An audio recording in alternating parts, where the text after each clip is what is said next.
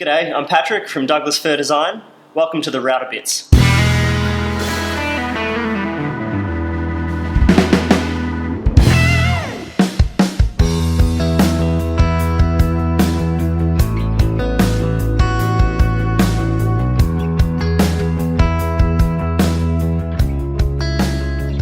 Watched a couple of these videos, you'll know that I lean pretty heavily on my trimmer router. I use it for all kinds of jobs. I really love how small it is. It's a little quieter, it's a lot lighter, easier for me to maneuver. But they've got a really small base, which occasionally is exactly what you need to get into those tight corners. But sometimes you need a bit more surface area so you have more stability, something to grab onto.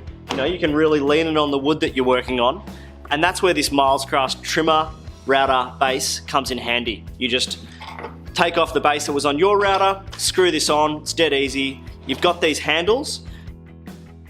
You've also got the ability to use these little mortise pins, which we'll put a link up here to a video that shows you how to use them on a larger router, but this exactly the same technique applies.